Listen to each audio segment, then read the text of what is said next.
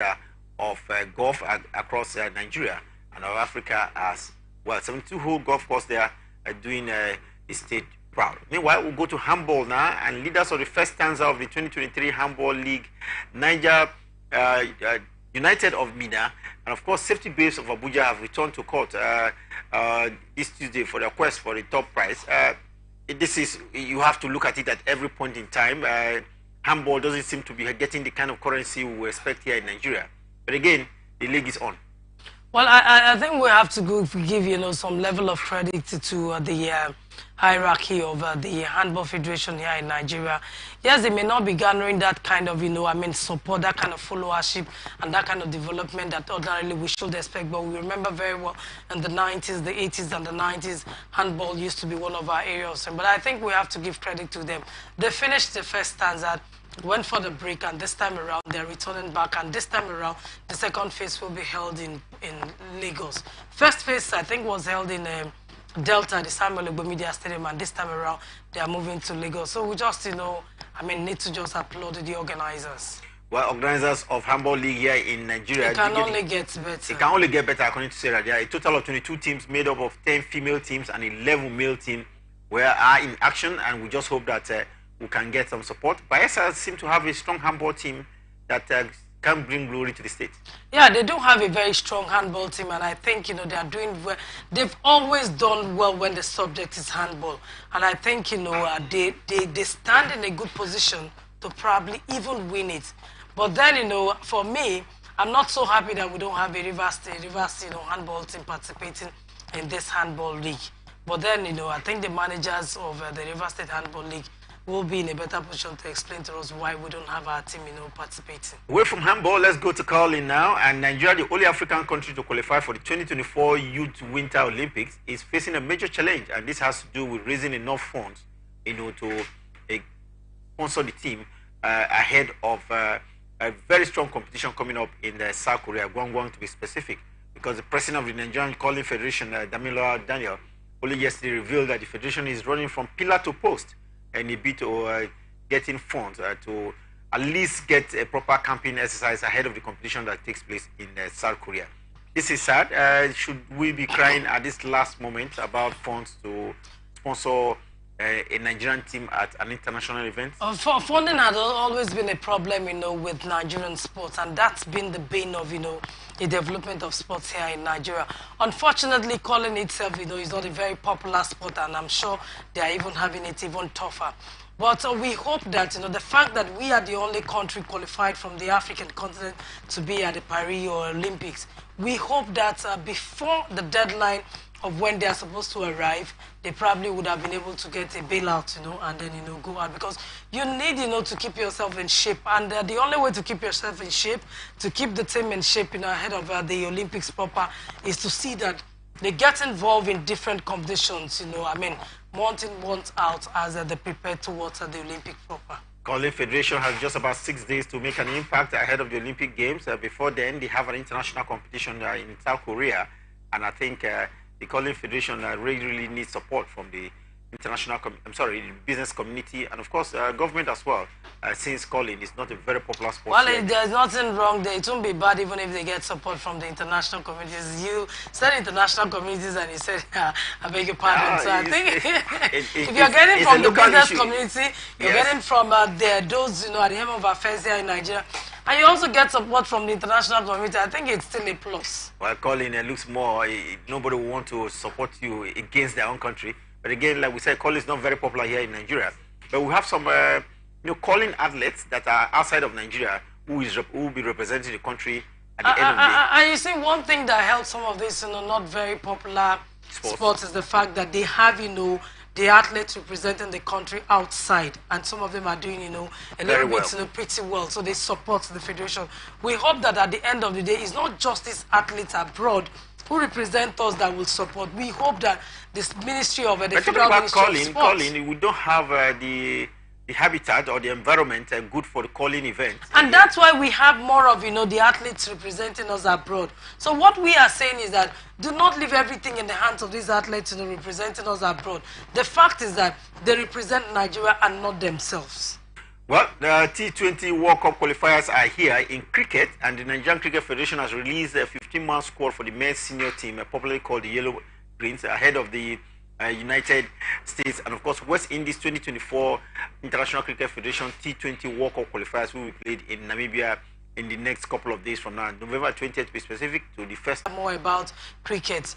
One of the states, within the South that we know that, have been able to build a fantastic cricket facility is Akwa Ibom State. And for cricket, I don't know. Like you said, one of our oldest sports, but I mean, it's not telling on our achievement and performance. Meanwhile, the Yellow Greens from Nigeria, that's what the team is called, the cricket team is called. They've had a very successful West African Trophy in the very first edition of it, and we just hope that this time around, given there's a provision of funds, they will do well again in yet another one, all in seeing their skills at the International Cricket Federation event coming up next year. Best of luck to the cricket team. Now we'll have to go to basketball, and talking about basketball, the Atlantic Conference at the weekend in Akure. This is for a second consecutive time we are seeing the game start slow but very big. The team from Rivers, initially not qualified to be part of the team, invited. Now they have emerged champions. Well, I think it's a plus for Rivers Hoopers, basketball team. The last time, they went to Lagos, is it the Nkanem, one of these tournaments, they won, and the government is here to, even appreciate them. Now they've been able to win this particular competition back to back. And like you said, they started they started slowly and eventually went all the way to winning the tournament. I remember very well, I think that was in 2016 when Mamelodi Sundowns were ousted from the Champions League, and then they were reinstated and they went all the way to win the Champions League. I think that's the situation of Rivers Hoopers, but I think it's a plus for them. Winning all 10 matches in that particular competition is no mean feat. Kudos to the team. Kudos to Rivers Hoopers for emerging Atlantic Conference champions after winning 10 games. And there is one more hurdle to cross, maybe two, to cross before they can be representative of the basketball league in Africa. There's the Super Four now left, or the Final Four left. If they win in the Final Four, then they can now be so representative of Nigeria at the basketball league in Africa next year. I'm not happy with the fact that it's just one team that will come out from the four to represent Nigeria. They should have done it in a way that you have two teams, and that would have brightened the chances of other teams representing, having the opportunity to play at the bar. They call it bar, But then you can't write them off for the fact that they won all 10 matches, in this particular competition. It tells you that their psyche is really high, the mood is high, and let's just be positive and hope that Rivers Hoopers basketball team will be the one to represent Nigeria at the bar competition. Well, talking about Rivers Hoopers, they were members of the inaugural set of the basketball league in Africa. By the second time, they couldn't because of politics, and let's hope that they can return back and give Nigeria a proper representative in this one. But I must say their performances have been excellent. 10-0, they played 10 games and didn't lose anyone. It's a plus for them, 10 over 10.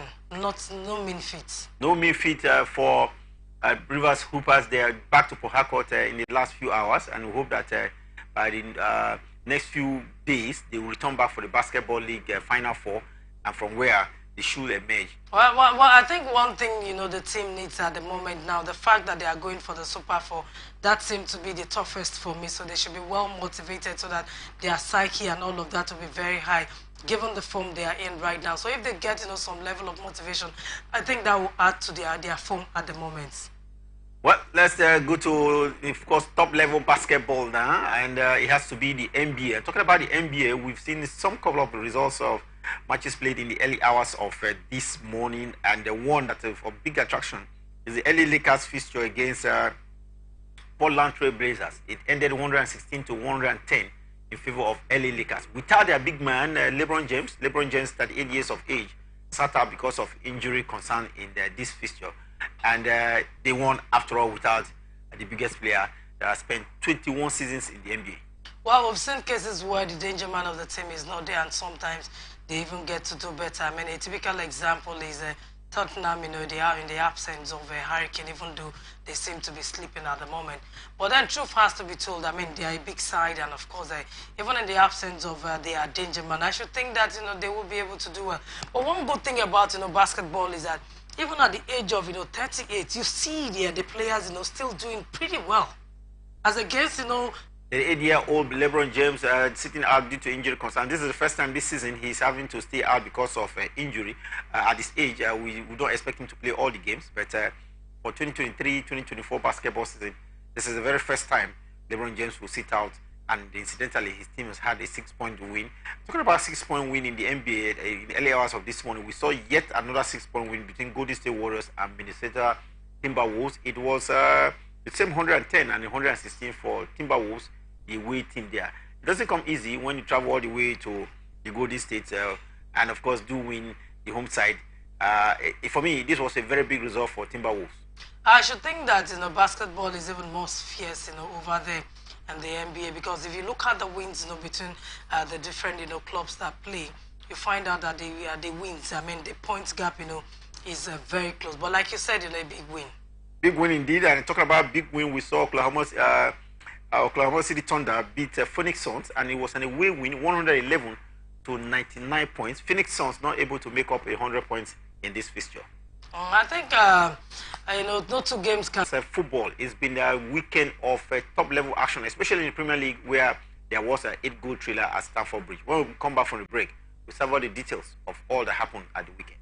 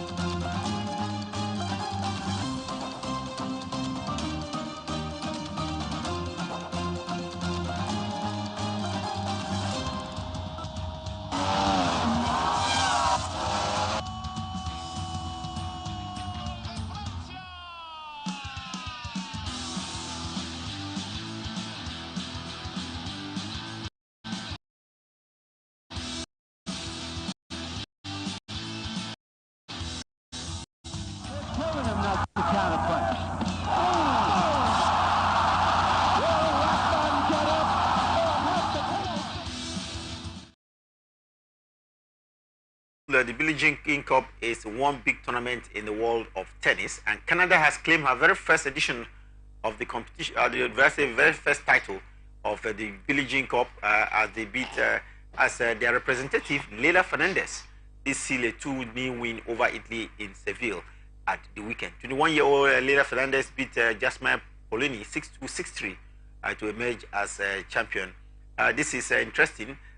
Sarah, we've seen an athlete that is way down over 200, beaten by Canadians Leila Fernandez. Well, I said it sometime, I think, when we talked about tennis and someone within the ranked 40-something beating someone ranked below. I mean, someone ranked less than a 10. And so these things happen. But then, for Canada, I think it's a plus for us, for them. Congratulations to them. Just a year after winning the, I think, was it the Davis Cup or so? Right. Yes. So, I mean, just 1 year after winning that, and now they are winning this particular, the Billie Jean, competition. It tells you that, there's some level of, progress in tennis in that country. Canada is savoring the moment. I can tell you the city of Ontario, everybody is jubilant over the win of Canada, their very first win of the Billie Jean Cup title. And I think that has been a very excellent one for Canada. But in the absence of the Grand Slam, everybody now seems to be preparing for the season-ending championship, and tournaments like this too help improving the ranking of players. Of course, you have to be involved in competitions that provide you with some level of ranking. You need to finish when everybody wants to. All the players want to get something to be added to their points before the end of the year. And of course, they have their sights towards the Australian Open that kicks that starts sometime in January. So I think for the players, they are all aiming to garner more points before the end of the year. One player that is looking at getting more points is Adriano Manano, because he defeated Jack Draper 7-6, 6-3, 2-6 in the Sofia Open final on Saturday to emerge as champion. Draper, 21 years of age, actually has now matched Andy Murray's feat of becoming the joint youngest player to reach a tour level final, but of course, fell short at the end of the day. History making for him. History making for the man there, Draper, and we just hope he can get better. Meanwhile, at the Moselle Open, French Open, Frenchman Hugo Humbert, of course, won the final in Metz for his first ATP title win for more than 2 years, as he defeated Alexander Shevchenko 6-3, 6-3. And time for us to go to football now. We start from the National League, where a large crowd are thrown out to watch the opening match of the 2023-2024 Nigerian National League season at the Lafayette City Stadium. That is the capital of Nasarawa State, has now drawn tonic for the leadership of the league to forge on. 10,000 capacity. We seem to be having more people watching football now, even at the lower rung of the league. This is the National League, and Nasarawa United had enough supporters to see them overcome Zamfara United. I think it's a huge one. I saw pictures of how the stadium was filled to the rafter in that encounter between Nasarawa United and their visitors. But I think for Nasarawa United, they are a big side with a huge fan base, and it wasn't just Nasarawa United that had a fan base. Even the visitors came with their fans, and I think if we begin to get the fans like this, maybe we need to ask Nasarawa United what they did, how they got it, how they got this mammoth crowd at the stadium. And then we can also borrow relief from that. But the unfortunate part for us for River is the fact that we have our stadium outskirt Port Harcourt, and that will be a factor in affecting us. But I think it's a good word for the NNL to have started this week. We hope that subsequently, when other matches continue in the NNL, we will get to see the crowd just the way we saw in the first game. But I don't know. I wanted to even find out. I said I was even going to ask him, how come we always, at the beginning of the season, this was exactly what they did in the MPFL too. When they started, it was just one match. So how come we just have one match is it a curtain raiser to the season? I think it's a curtain raiser to the season, and of course, at least as a prelude to what to expect. You remember in the National League, there are 4 conferences, and I think this is the first one to showcase the opener of the league, and thereafter, the other conferences will start, I think, in the next 1 week or thereabout. And so this is just one game to start, the conference. I'm sorry, to start the National League. The other ones subsequently will come by the second week, which is the same thing that will happen in the other 3 conferences of the league. So we hope that this crowd continues. The fact that this is the beginning of the season and then we're getting this mammoth crowd. We're talking about the reason behind the mammoth crowd. If you remember, Nasarawa United normally campaigns in the Premier League, same as and even on the continent too. Yeah, so they already have a very strong base, but I think they've just been relegated. Let's see how they can navigate their way back to the top level. And but I should think that there won't be anything wrong if we find out the secret of having this kind of crowd at the stadium. We don't get to see this kind of crowd. I can tell you without blinking an eye that the reason why you find large crowd in stadia where you see such turnout, like you talk about the Kano, in Kano you see such large crowd, in Lagos too. In Lagos too, you see such large crowd, and now you've seen in Nasarawa. It has to do with the fact that football, people are involved in their football. When you involve the people in your football, you take it to the community. So when you take your football to the community, you see large people turn out because they see it as their own. But when you administer football as if it is some kind of a private business, then the people stay away from the stadium. But if you involve the people in the administration of your team, definitely they'll come out to support their team, and that's why you see. The other day we talked about a large turnout of people at the Pantami Stadium in Gombe, where Doma United and Gombe United were playing. It's because these teams are local teams. The administration of the team, is centers around the people of Gombe, and that's why they turn out in large number. And like you said, it was to the rafters where people were hanging around even beyond the capacity of the stadium. And I think we have to look at that in this part of the climb as well. The teams around this area must do that. Maybe somebody has to, get to the management and tell them. But I should think that they know some of this. Some of the things you need to do, even while we're playing at the Gawon Stadium, what the team needs to do is get to the people. Sometimes, during Christmas, you buy things like rice, share to the people, get jerseys, give around, you make the people have this feeling that this club is their own, and that way you're drawing them to the club. You don't need to even tell them to come out to support the club. Once they know there's a match, you see them, come out in their numbers to support the club. But if some of these things are not done, then we'll keep playing matches as if, we're playing in the wilderness. Well, matches that needs to be played in the stadium with a lot of people and not in the wilderness where you'll be looking out for people. And I'm just hoping that the example set there by the kickoff of the National League with over 10,000 fans watching the Nasarawa United versus Zavrai Kanta will replicate at other conferences in the National League. Away from the National League now, let's go to the Premier League. And there were actions in the Premier League here in Nigeria at the weekend. In one of the fixtures, we saw Luby Stars, overcome their opponents in a very, very strong fashion. Maybe with the support of their home fans as well. Sporting Lagos were beaten by 1-0, and this was a very I didn't victory. see that coming. Really? I didn't see that. With the way Sporting Lagos, have fared this period, I didn't see them going down. Well, Sporting Lagos, one of the teams, a new entrance to the league, but they've done so well as well. But the attention of football followers in the Premier League here in Nigeria was on Kano, where we saw Kano Pillars beat Enyimba International by 1-0. It was one goal that was very, very important to the over 10,000 fans that were inside of that stadium as well. Well, I think it was a good one, for Kano Pillars. Beating an Enyimba side, will boost their psyche going into, other matches in the league. If you can beat an Enyimba, it doesn't matter, the Enyimba at the moment. Any team that can beat Enyimba, should, go with, a lot of motivation into their next game. And I think it was a good one for the Magida side. Returning the Kano Pillars from relegation and overpowering champions, defending champions, Enyimba International. One thing we didn't get to see in that match is the fact that I'm sure their fans were able to manage themselves on the day.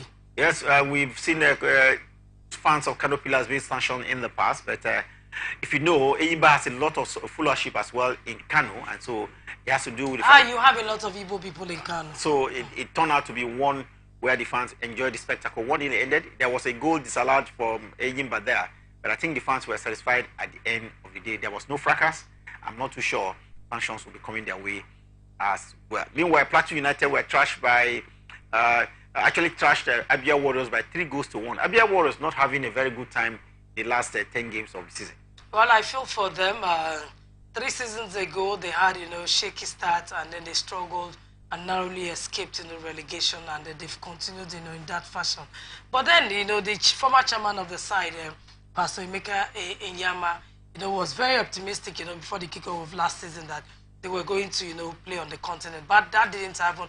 And right now, they're still struggling. I think since Imama Mapakabo, took the side and left the side, things have not been well with that side. It's never been the same Abia Warriors that Imama did stay up to very strong position. Imama himself too wasn't fantastic with the side. Well, when he left Rangers and they moved to Abia Warriors, they were not doing too good even before he left. Well, let's get to the other fixture. We talked about it here a couple of days ago. The Rivers United are very poor travelers. Yet again, they traveled to Akure and didn't come back with any. I want to disagree with you when you say they are poor travelers. For this season, they are bad campaigners. I want to think so. And I'm saying that because I'm pained. It's my darling club. I expect them to be, getting the result left and right, showing that they are. Katsina United is not a very strong side that Rivers United cannot get the point. So that's why I'm disappointed. Because ordinarily, even at home, you see them struggle. They needed to, for me, I think they should prove themselves that they are a core continental side. The last 3 seasons, I've seen them the most consistent side, here in Nigeria on the continent. And for this season, it hasn't been good at all, both home and away. And I think it's high time, the management of the club sit down, look at, where they're not getting it. I know we had some players who left, which would have been, a factor affecting the team.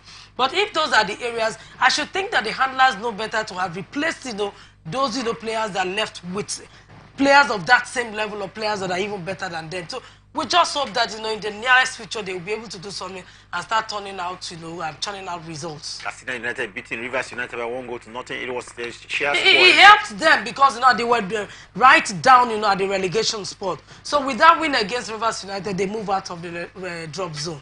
Sunshine Stars played a 2-2 draw with Rangers International. Rangers have demonstrated time and time again that they are better travelers. This season has been fantastic for them. They said it, before prelude to the kickoff of the season, that they were ready for hostility. They were ready for business this season, and that's, is showing from their performance. Sunshine Stars and Rangers International of Enugu playing a 2-2 draw in yet another fixture where Rangers has shown that yes, they can play and win or get points from anywhere in Nigeria. Meanwhile, we talked about Kwara United the other day, and they played at a 1-1 draw with 3SC of Ibadan. 3SC as well, showing that they don't respect home sides. Well, you have to give respect to that tactician. Well, meanwhile, Tornadoes and Insurance were another goalless draw teams at the weekend. And Niger Tornadoes and Insurance, you think that Insurance should get the better of Niger Tornadoes? Well, this is football. No 2 seasons can be said to be the same. This season hasn't been, as fantastic as it was for them, last season. And I don't know.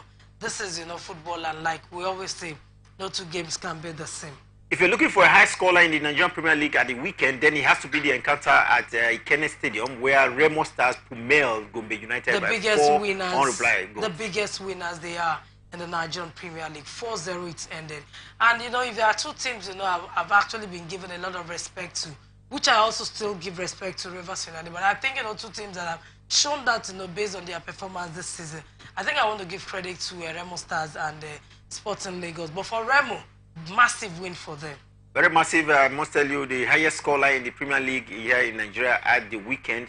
And we see Remo Stars doing just that so well. 4 goals, 1, 2, 3 over Harmless Gombe United. And I'm very sure that they will have to do some recheck there. Meanwhile, at the Pantamin Stadium in Gombe, Duma United beat Aqua United by 1-0. The troubles, the woes of Aqua United continues. Very disturbing signs for Aqua United there. They've not done so well. I think they've won just 1 match this time around, and that's not a very good one for a team that was once at the continent. One of the problem Aqua United, have always had every season. Season in, season out, you're doing a particular thing, overhauling. I mean, you change almost 20 players in a team and you expect to get a different result. You can't get a different result. They should stop that. Stay with a particular team so that the team gets to, understand each other and play better. They play better when they understand each other. Well, Aqua United needs to take a restock and know why they often struggle season in, season out. I'm talking about the continental football here. At the weekend across Africa, the attention of every football follower was on the inaugural edition of the African Football League, and what it could not happen in Europe has actually taken place here in Africa. The very first edition of the African Football League involving home sides Mamole Sundowns and Wydad Casablanca.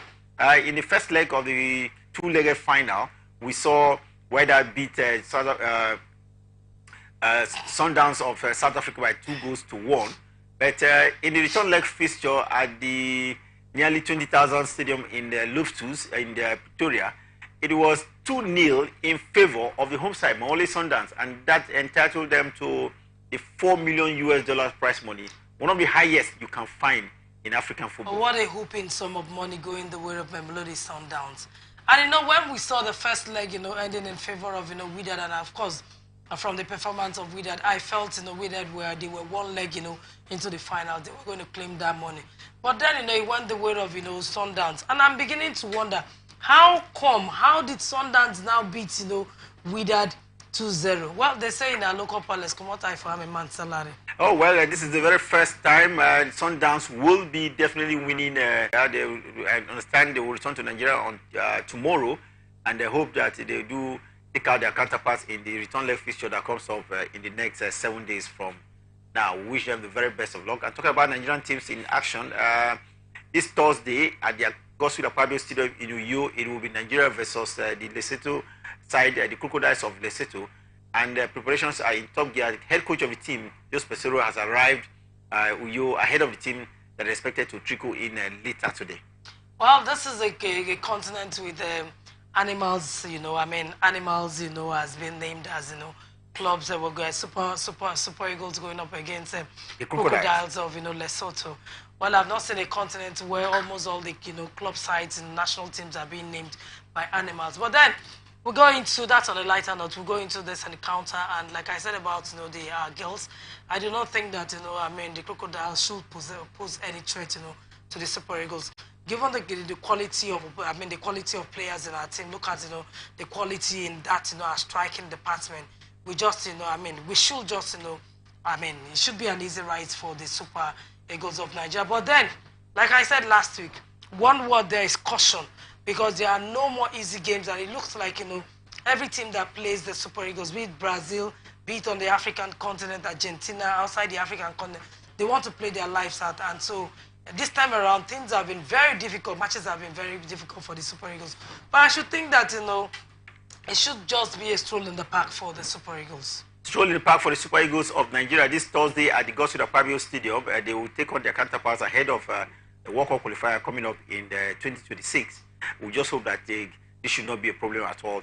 The stroll in the park, according to Sarah. Meanwhile, we will go to Europe now. And of course, the biggest news coming out from Europe at the weekend in terms of Premier League. No one. Did you expect a 4-goal thriller between this side, defending champions, and middle of the park side, Chelsea? Well, I wasn't expecting that they've been strong, but the last two matches have not been bad for them. The last two matches they had before they played against Man City. Man City, scoring, they will reply. Man City will score, they will reply. I think it was, it was a big one for me. Something tells me that Chelsea are beginning to find their rhythm. 3 weeks ago, they had an opportunity to beat Arsenal 2-0, but then they left it too late, and Arsenal came back, and equalized. And then you look at the way they've prosecuted things this season against the big boys. They have not done badly. Playing against, Liverpool, a draw. Playing against Arsenal, a draw. Playing against a Manchester City that everyone, I knew a lot of, white papers would have gone bad yesterday. But for me, on the day, it was Chelsea are the winners. Well, talking about Chelsea as the winner, I think let's look at some of the players on the showcase. 38-year-old Thiago Silva on the scorer sheet. They are being the oldest right now in the Premier League Well, football. a situation where we saw, teams and players playing against their former clubs. On this other side, you also find, Raheem Sterling playing against, his former club. Talk about former players playing against, not just Raheem Sterling. We had Cole Palmer. And Cole Palmer, Cole Palmer was scoring against Manchester. Two players on the other side who scored against Manchester City. And something interesting here. We've seen Erling Haaland score 2 goals in that fixture. That's quite a big one for the young man. He scored as many as 49 goals now in 37 appearances in the Premier League in England. Well, I had always said that there's no way he will replicate that form he had last season. But then, that's not to take, any credit away from him. Credit has to go his way. He's doing really well. But one thing I've observed about the Manchester City side, when they don't have a certain Kevin De Bruyne, they struggle. I should think that man, Kevin De Bruyne, is the engine room of Manchester City, and that came to fore in that game against Chelsea yesterday. Chelsea doing so well now. They say it's a process. We just hope we will trust it. But now the process is beginning to beat them by 4-1. Now it's another 4-goal thriller. I'm talking about 4 goals. This is the first time in 4 years we are seeing 8-goal thriller in the Premiership in England. In the entire history of the Premiership in England is just about 4 times we've seen it over Fulham. Brighton played a 1-1 draw with Sheffield United. Then for Liverpool, they returned to second place position on the league table by beating Brentford by 3 unreplied goals. And one man that was on the scorer sheet was Salah. Salah scored 2 goals on the night. And talking about the man Salah, this is very interesting fixture for Salah. This is his 200 goal in the Premiership in England, and you can't wish he will score anymore. 10 goals now and 4 assists in just about 12 games in the Premier League this season. Well, you took the words from my mouth. 200 goals he scored so far. They call him the small letter Egyptian God. He's really done well, for his club, Liverpool. he's done well for his country, and of course he's done well for himself. Mohamed Salah has done so well for himself. The very first player in the history of Liverpool to score in 6 home fixtures in the beginning of the season. He's established no himself, other player has done that. Putting his name in, very big history in there. Meanwhile, Manchester United seem to be resurging as well because they beat Luton by 1-0. Well, you ordinarily would expect that the smallest team in the Premier League, they should be able to take care of Luton. Manchester United, are they back as well? I don't want to think that they are back. I don't want to be convinced that they are back. Playing against a Luton and then you're scoring just 1 goal is not convincing me that they are turning things around. But then it takes away some of the pressure from the coach Ten Hag. Meanwhile, quickly we'll go to Europe. They are still in Europe. We'll go to Spain, where it looks like Vinicius Junior and Rodrigo's 2 goals apiece were all that Real Madrid needed to beat Valencia by 5-1. That was a big win for them. And come to think of this particular Valencia side, they are one thing that gives some of the teams in the La Liga problem. And I should think that they are doing well this season. So I wasn't expecting that number of goals from Real Madrid. But we have to give credit to Carlo Ancelotti. Carlo Ancelotti doing well with Real Madrid, 5-1 there. And talking about Vinicius Junior, this will be the very first time in the season we'll find a player in La Liga scored 2 goals and 2 assists in just about 11 games there. And maybe we'll just look at other results coming in there from the Spanish La Liga. And we saw Barcelona, continue to stay strong at the La Liga with a 2-1 win over Alaves there. At the stage, they were 1 goal down in this fixture. Well, Alaves, one team that gives Barcelona troubles some seasons ago. But I think they are beginning to find a way. Atletico Madrid beat Villarreal by 3-1, and then Antonio, there's one man that you can't stop scoring there for. Atletico Madrid, they seem to be in a very fine form at the moment. They are riding on.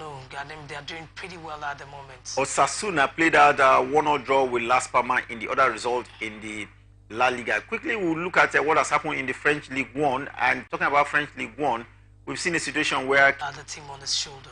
Well, they're talking about PSG. They were going to return, and I also knew that Madrid were going to return to the top of the league. Now, those other teams, they were at the summit of the La Liga and even the Serie. And the League 1. I knew that those were just initial gragra, as we say in our local palace. Mainz beat Nantes by 3-1. Well, Rennes lost at home, Lyon beating them by 1-0 there. And I think that's much we can take from the League 1. And quickly we can go to the German Bundesliga, where Harry Kane reply goes. And talking about Harry Kane, this man just can't stop scoring, making history across the Italian and Bundesliga in Germany. No regrets going to Bayern Munich. Good choice. He will be very happy. Happy in the sense that his team is also not doing badly. His former team, Tottenham, are not doing badly in his absence, and he's also doing pretty well, with Bayern Munich, and hoping that they stay at the summit and then gets, a club trophy for Harry Kane. Talk about Harry Kane, I can describe him as the most informed player right now in the world. In the last 4 games, he has scored 10 goals, 2 hat-tricks, and of course, double brace in the last 2 fixtures. Of course, I mentioned to you there that he scored 2 goals in the 3, scored a 4 scored by his club side. So no other player right now has the kind of form we've seen of Harry Kane. 10 goals in 4 games, 2 hat-tricks, and 2 brace in the last 2 fixtures. And I think that gives them. But talking about Bundesliga, one team, despite of the number of goals scored by Harry Kane, Bayern Munich is not top of the league yet. Right now is Bayern Leverkusen that is on top of the league. At the weekend, they were 4 goals better than Union Berlin. Bayern Leverkusen returning to the summit, or do I say maintaining their lead of the Bundesliga. Well, it's the early days. If you ask me, we're yet to get to